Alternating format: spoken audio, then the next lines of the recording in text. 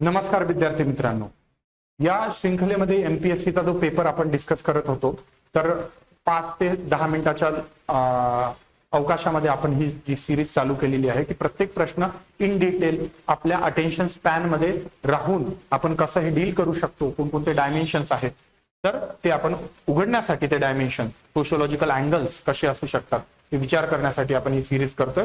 तर बघा क्वेश्चन काय आहे, तर क्वेश्चन आहे व्हॉट इज पॉझिटिव्हिझम, प्रत्यक्षवाद म्हणजे नेमकं काय आहे आणि त्याच्यावर काय टीका करण्यात आलेली आहे। तर प्रश्न जर समजला असेल तर पॉज करा आणि पॉज केल्यानंतर काय एक रफ जी आहे डायग्राम बनवून घ्या की काय नेमकं या क्वेश्चन मध्ये तुम्ही करू शकता आणि त्यानंतर मग आपण डायमेन्शन्स बघूया की काय या प्रश्नामध्ये नेमकं करायचं आहे किंवा मग मी समजावून सांगितल्यानंतर पॉज करा आणि मग मॉडेल आन्सरच्या किती जवळपास तुमचा आन्सर येतोय किंवा अजून तुम्ही काय डायमेन्शन सब्जेक्टिव्हिटी आहे प्रत्येक जागी वेगवेगळं राहू शकतं।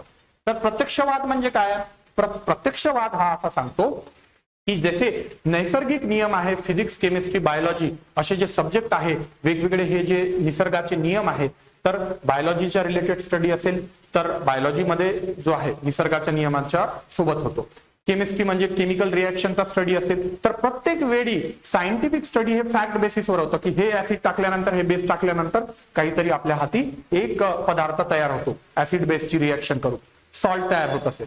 तर सांगण्याचं तात्पर्य एवढंच की असे जे नैसर्गिक नियम लागतात वेगवेगळ्या सायंटिफिक स्टडी करण्यासाठी सायंटिफिक सब्जेक्टसाठी तर इन द सेम वे सोसायटीचा सुद्धा सायंटिफिकली असा स्टडी होऊ शकतो असं जे सांगून गेलेलं आहे ते आहे प्रत्यक्षवाद। हे जर ज्याला माहिती आहे प्रत्यक्षवाद आणि नेमकं याची जी आहे वैशिष्ट्य काय आहे तर वैशिष्ट्य पण आपल्याला इथं लिहायचं आहे। तर वैशिष्ट्यामध्ये जे असं आहे की ते ऑब्जेक्टिव्हली स्टडी व्हायला पाहिजे, फॅक्ट जे असतं ना आपण म्हणतो ना फॅक्च्युअल डेटा फॅक्ट्स मध्ये असायला पाहिजे। त्यानंतर वैशिष्ट्यांमध्ये गोष्ट आहे की एक युनिव्हर्सल लॉ त्याचा असायला पाहिजे की सर्वांवर सारखा अप्लाय होणार आहे। तर असे जे काही वैशिष्ट्य आहेत याबद्दल तुम्हाला माहिती असायला पाहिजे आणि त्याच वैशिष्ट्यांवर कुठं काहीतरी टीका झालेली आहे ती कोणी केली कशी केली जर हे माहिती असेल तर तुम्हाला या प्रश्नाचं उत्तर लिहिता येईल। सरळ आहे, डिमांड ऑफ जे क्वेश्चन आहे डिमांड आहे क्वेश्चनची ती लक्षात आली असेल तर आपण मूव्ह करूया। तर बघा काय सांगण्यात आलेलं आहे, येस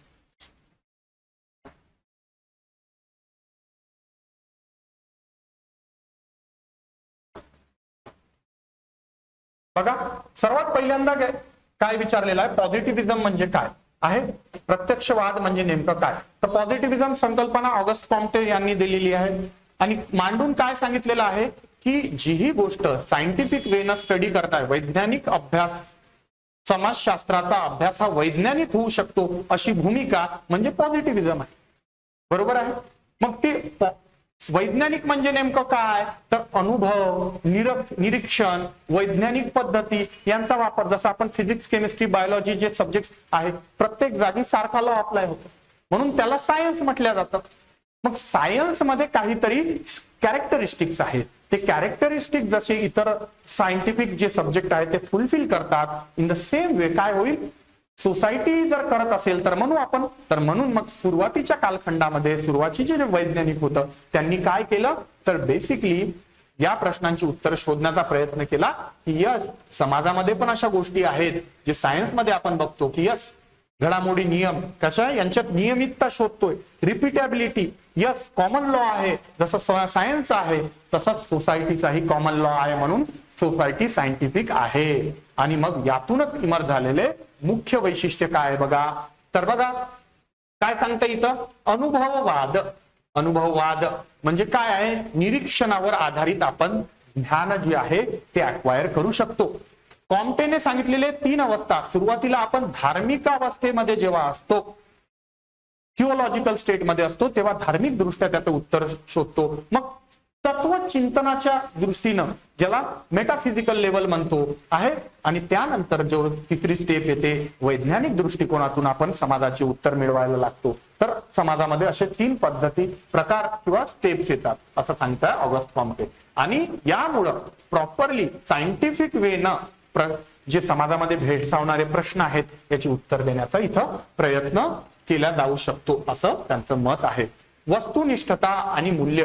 मी तुम्हाला सांगितलंय मूल्य निरपेक्षता म्हणजे व्हॅल्यू न्यूट्रॅलिटी आणि वस्तुनिष्ठता म्हणजे ऑब्जेक्टिव्हिटी. म्हणजे वस्तुनिष्ठता असणं म्हणजे काय आहे, जिथं व्हॅल्यूला काहीही थारा देण्यात आलेला नाही आहे.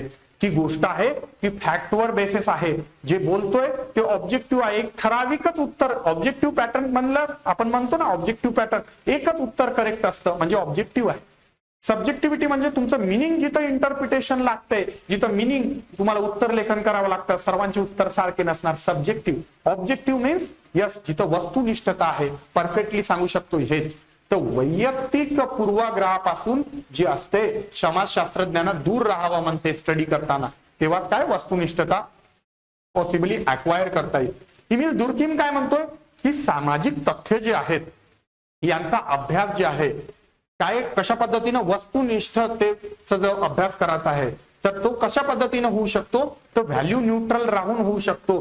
समाजाचा इम्पॅक्ट इंडिव्हिज्युअलवर पडतो. इथे इंडिव्हिज्युअलला महत्व दिलेलं नाही. इमिल डर्कीमचं क्रिटिसिझमच हे आहे की ते सांगतात की सोसायटीनं जसं सोशल फॅक्ट जी आहे, सामाजिक तथ्य जी आहे, व्यक्तीवर जसं फोर्स केला जाईल व्यक्ती तसा बिहेव करायला लागतो. आणि म्हणून मूल्य निरपेक्ष असा स्टडी वारंवार जो आहे, व्यक्ती जर सामाजिक तथ्यानुसार बिहेव करायला लागतो तर प्रत्येक वेळी व्यक्तीचं बिहेवियर हे एक सारखंच असायला पाहिजे. मग सुसाईड मधल्या स्टडी असतील किंवा मग रिलिजनचा स्टडी असेल, या सर्वांमधून त्यांनी ते सामाजिक तथ्य कसं ऍक्ट होत आहे हे दाखवण्याचा प्रयत्न केलेला आहे.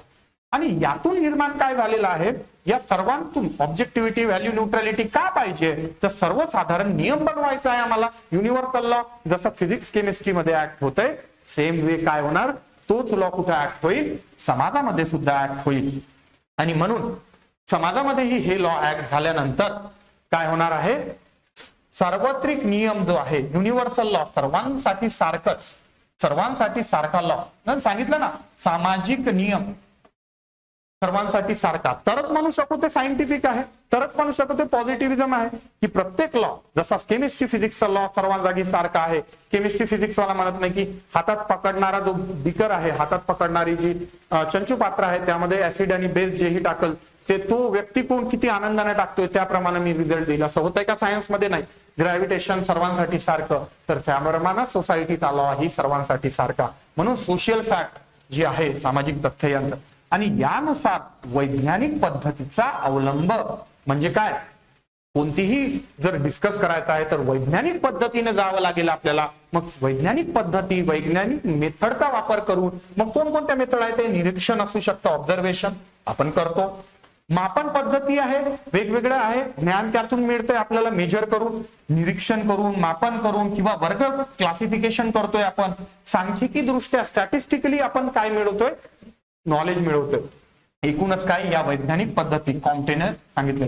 तर सांगण्याचं तात्पर्य काय आहे, तर इथून आपल्याला प्रत्येक जागी दिसतंय की यस, सुरुवातीच्या कालखंडामध्ये जे सोशिओलॉजिस्ट होते त्यांनी पुरेपूर सांगितलेलं आहे की सोसायटीचा हा स्टडी, हा सायन्स जो आहे, सायन्सचा स्टडी होतो तसा होऊ शकतो.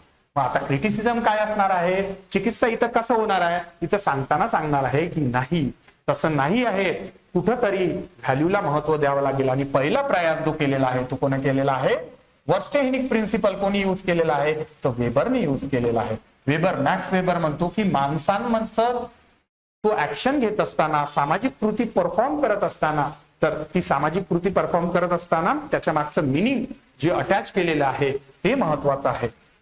चिकित्साच्या दृष्टीने मानववादी चिकित्सा काय सांगते की पॉझिटिव्हिझम नुसता जर आपण बघितला तर पॉझिटिव्हिझम ही आयडिओलॉजीनं डील करत नाही. एक सांगते की बस एक सिंगल आयडिओलॉजी, एक मोनोलिथिक गोष्टी जी आहे सर्वांसाठी कॉमन. पण कार्ल मार्क्स म्हणतोय की ज्ञान हे जे आहे परिस्थितीनुसार काय असतंय, विचारधारेनुसार. मूल्य व्हॅल्यू न्यूट्रल नसतेच, व्हॅल्यू न्यूट्रल हे ज्ञान नसतेच. आणि पुन्हा इवन यस, मिशेल फुको सुद्धा पॉवर बद्दल हेच म्हणतो की पॉवर जी ही आहे ही मल्टी डायमेन्शनली वेगवेगळ्या परिस्थितीमध्ये वेगवेगळ्या जागेवरून ती ऍक्ट होत आहे. त्यामुळं जी एक अंतिम सत्य किंवा एकच आहे, युनिव्हर्सल ट्रूथ असं नाही म्हणता येणार, की असं असू शकत नाही. संरचना जशी चेंज होते तसे तसे जे पॉवर स्ट्रक्चर जे आहे, पॉवर कोण अप्लाय करतोय त्यामध्ये सुद्धा बदल होत आहेत. त्यानंतर फिनॉमिनॉलॉजी जी आहे मी तुम्हाला सांगितलंय सिम्बॉलिक इंटरॅक्शनिझम पण तुम्ही इथं लिहू शकता आहे. सिम्बॉल्स थ्रू कसं इंटरॅक्शन होते. मायक्रो लेवलवर केलेला स्टडी म्हणजे कोणता झाला, नॉन पॉझिटिव्हिझम वाला. एका व्यक्तीवर केलेला स्टडी नॉन पॉझिटिव्हिझम, ओव्हरऑल सोसायटीवर केलेला पॉझिटिव्हिझम.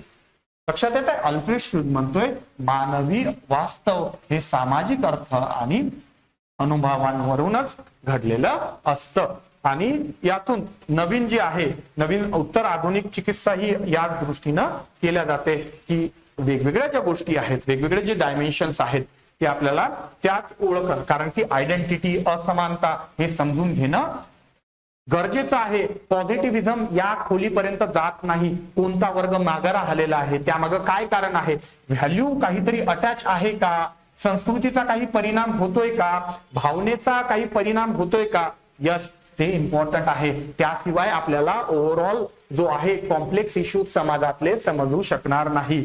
पोस्ट मॉडर्न जे आहे क्रिटिक्स या पद्धतीनं जे पॉझिटिव्हिझम कडे मानतात आणि त्याचमुळं या समाजात मर्यादा काय आहे की गुणात्मक आणि अनेक गोष्टी स्टडी करत असताना भावनेची गरज असते, त्या चिकित्सेची गरज असते, त्याशिवाय प्रश्न सॉल्व्ह होऊ शकत नाही. इव्हन जे वस्तुनिष्ठ गोष्टी आहेत, सत्ता किंवा लँग्वेज या ज्या गोष्टी आहे किंवा एखादी आयडिओलॉजी जर स्टडी करायची असेल तर तिथं महत्वाचं काय आहे ते ट्रूथ जे आहे ते स्टडी करण्यासाठी नेहमी तुम्हाला व्हॅल्यूज याची गरज लागते, मिनिंग इंटरप्रिट करण्याची गरज लागते. तर एकूणच आपल्याला या सर्व गोष्टींवरून समजून येतं की इथं व्यक्तीला महत्व देण्यात आलेलं आहे, व्यक्तींच्या बारीक सारीक गोष्टींचा स्टडी करण्यात आलेला आहे आणि व्यक्ती आणि सोसायटी जशी बदलत गेली तसा तसा काय होईल, बाकीचा विचार ही बदलत जाईल आणि यातूनच हे क्रिटिक्स लक्षात येईल आपल्याला. म्हणजे पॉझिटिव्हिझमने एक डायनामिक अप्रोच दिलेला आहे बघण्यासाठी, सायंटिफिक मेथड्स आपल्याला दिलेली आहे, परंतु पूर्ण सत्य समोर जर आणायचं असेल तर आपल्याला पॉझिटिव्हिझम आणि नॉन पॉझिटिव्हिस्टिक अप्रोच किंवा मिनिंग सुद्धा त्यामध्ये अटॅच करून कम्प्लिटली व्हॅल्यू न्यूट्रल नाही पण पॉसिबली वर्स्टेनिक प्रिन्सिपलचा यूज करून वगैरे, वर्स्टेनिक प्रिन्सिपल पण महत्वाचा आहे आपल्याला काय आहे ते तुम्हाला माहिती असेलच. तर यावरून आपल्याला हे सांगता येईल, एक बॅलन्स कन्क्लुजन आपल्याला इथं देता येईल, सारांश निष्कर्ष जो आहे तो काढता येईल. ठीक आहे. तर अशा पद्धतीने हा क्वेश्चन आपण इथं डिस्कस केला आहोत. तुम्हाला हे समजलं असेल आणि नेक्स्ट व्हिडिओमध्ये आपण आता पुढचा जो आहे पुढचा क्वेश्चन आपण डिस्कस करणार आहोत. ही सिरीज चालू ठेवायची की नाही यासाठी मी तुमचा अभिप्राय महत्वाचा आहे. तुम्ही जर खाली कमेंट केल्यात आणि त्यावरून मला लक्षात आलं की खरंच तुम्हाला ते गरज भासते तर मला सुद्धा ती एनर्जी मिळेल करण्यासाठी. ठीक आहे. भेटूया नेक्स्ट लेक्चरमध्ये.